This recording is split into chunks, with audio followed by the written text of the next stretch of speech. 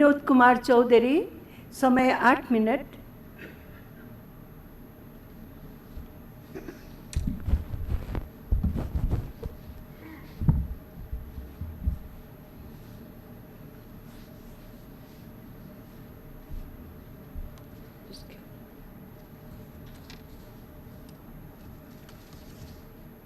सम्माननीय सभामुख महोदय, विनियोजन विधेयक 2077 को सिद्धांत र प्राथमिकताको सन्दर्भमा कोभिडबाट सृजित केही गम्भीर मुद्दाहरूमा ध्यानाकर्षण गर्न म यहाँ उभिएको छु। कोभिड-19 का कारण विश्व अर्थतन्त्र र हाम्रो जीवनकालकै सबैभन्दा खराब अवस्थाबाट गुज्रिने प्रक्षेपण अन्तर्राष्ट्रिय मुद्रा कोष लगायत अन्तर्राष्ट्रिय संस्थाहरूले गरेका छन्। यो मन्दी सन् 2008 को भन्दा धेरै खराब रहने अनुमान गरिएको छ। IMF ले सन् 2020 मा विश्व अर्थतन्त्रको वृद्धि दर नकारात्मक रहने प्रक्षेपण गरेको छ। नेपालको हालसम्मको अवस्था मूल्याङ्कन गर्दा आर्थिक वृद्धि दर 1% मा सीमित रहने प्रक्षेपण छ। संयुक्त राष्ट्र सङ्घले नेपाल जस्ता साना अर्थतन्त्र भएका 44 देश कोभिड-19 बाट सबैभन्दा बढी प्रभावित बनेको र यी देशमा वस्तु र सेवाको आपूर्ति अवरुद्ध हुँदा भोकमरीको चुनौती बेहोर्नुपर्ने अवस्था आउन सक्ने बारेमा ध्यान आकर्षण गरेको छ। अर्थतन्त्रलाई खराब अवस्थाबाट जोगाउन विभिन्न देशहरूले प्रभावकारी पहलहरू चाल्दै आएका छन्।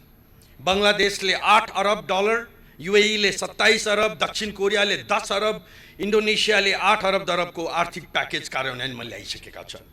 अमेरिका, चीन, भारत र जापान जस्ता ठुला अर्थतन्त्रले GDP को 10% सम्म आर्थिक प्याकेज मार्फत आफ्नो अर्थतन्त्रलाई चलायमान बनाउने कोसिस गरिरहेका छन्। यो समस्या नेपालको मात्र होइन र यो समस्या कहिलेसम्म लम्बिन्छ भन्ने पनि हामीलाई थाहा छैन। तर यसका बावजुद हामीले हाम्रो जीवनलाई सामान्य रूपमा चलाउने प्रयत्न गर्नुपर्छ।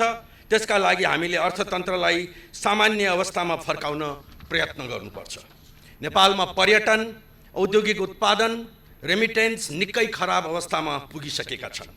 निर्माण, थोक तथा खुद्रा व्यापार, कृषि क्षेत्रसँगै बैंकिङ क्षेत्र प्रतिकूल अवस्थामा छन्।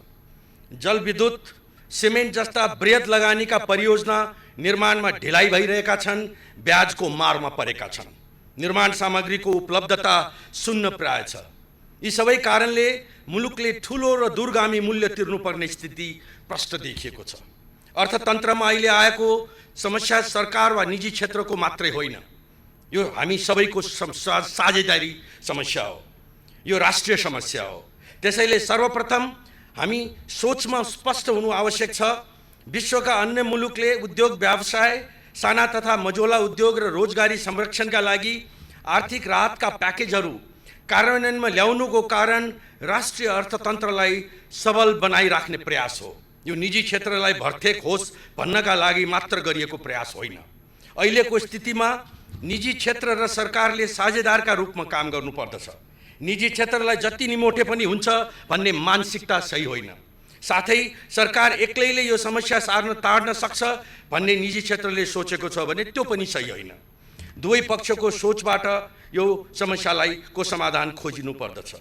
यो समय हाम्रो राष्ट्रिय अर्थतन्त्रलाई सकेसम्म कम प्रभावित बनाउन जे गर्नुपर्दछ ती सबै स्रोतहरूको परिचालन गर्ने समय हो। विश्वका अन्य मुलुकले ठुलो कदम चालेर अर्थतन्त्रको जग बिग्रिन नदिन गरेका प्रयासहरू यसका उदाहरण हुन्। हामीलाई थाहा छ सरकारका पनि सीमा छन्, तर यो समयमा देशमा स्थापित उद्योग, व्यवसाय र सेवा क्षेत्रलाई जोगाउन सकिएन भने सरकार फेरि लामो समयका लागि वित्तीय सङ्कटमा फस्नेछ। हामीले के बुझ्नुपर्छ भने अहिले गोठको लैनो गाई बिरामी परेको छ। यसलाई उपचार गरेर बचाइयो भने भरे भोलिदेखि फेरि साँझ बिहान दुहुन पाइनेछ। तर उपचार खर्च जोगाउने लोभमा उसलाई बचाउन सकिएन भने सदाका लागि गुम्नेछ। त्यसैले सरकारले अहिले समस्यामा परेका उद्योग व्यवसायलाई पूर्ववत अवस्थामा फर्काउनका लागि उपचार खर्च गर्न डराउनु हुँदैन। सङ्कटमा यिनीहरूलाई जोगाउन सकियो भने राष्ट्र ढुकुटीमा निरन्तर योगदान पुर्याउनेछन्।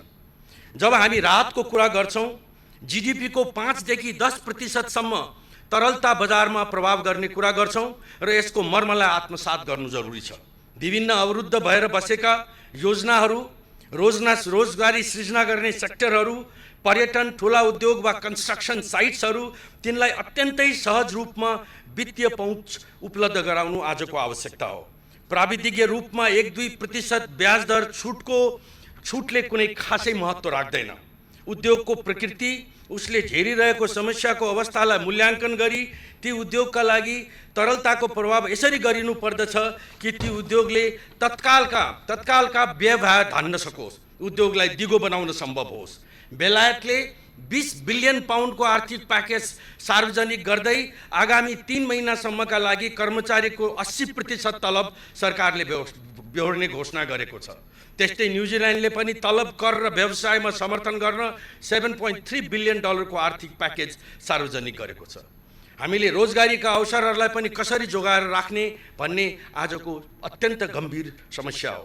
हाम्रो श्रम बजारमा वार्षिक 5 लाख भन्दा धेरै युवा भित्रिन्छन्। मध्यपूर्वबाट मात्र होइन, अमेरिका र युरोपमा रहेका नेपाली पनि स्वदेशमा फर्किन चाहिरहेको स्थिति छ। श्रम बजारमा कोरोनाले उत्पन्न गरेको समस्याका कारण लाखौं युवा नेपाल फर्किने दिनको प्रतीक्षामा छन्। देशभित्रै श्रम बजारमा आउने र देश विदेशबाट फर्किन बाध्य भएका युवालाई अब यहाँ रोजगारी दिनुपर्ने अवस्था छ। हाम्रो अर्थतन्त्रमा आएको मन्दीले देशभित्रकै रोजगारी पनि गुम्ने अवस्थामा छ। हस्पिटालिटी सेक्टरमा आएको समस्या हाम्रो लागि छर्लङ्गै छ। त्यसैले हामीले ती युवाहरूको रोजगार व्यवस्थापन गर्नेतर्फ गम्भीर गृह कार्य गर्नु जरुरी छ। कृषि क्षेत्रलाई व्यवसायिक गर्ने यो एउटा ठुलो अवसर पनि हो। सामुदायिक वनको सफल प्रयोग जस्तै एउटा नयाँ अभियानकै रूपमा यो क्षेत्रलाई अगाडि बढाउन सकिन्छ। तर भारत र चीनसँगको खुला आयातसँग अड्न नसक्ने हाम्रो कृषि क्षेत्रको स्थितिको यथार्थलाई हामी भुल्न सक्दैनौँ। रोजगारी सृजना गर्ने लक्ष्यका साथ विगतमा चालिएका कदमहरूको गहिरो समीक्षा गरी ती गल्ती नदोरिन प्रतिबद्धता पनि सँगै गरिनु पर्दछ। चाहे युवा स्वबेरोजगार कोष हो वा सरकारले ग्यारेन्टी गरेको 100 दिनको रोजगारी, यी असल नियतले नै कार्यान्वयनमा ल्याएका हुन्। राज्य कोषबाट पैसा बाँड्दैमा रोजगारी सृजना गर्न सक्दैन भन्ने दृष्टान्त यिनलाई बनाइनु पर्दछ। अब प्रश्न आउँछ स्रोतको खोजी कहाँबाट गर्ने।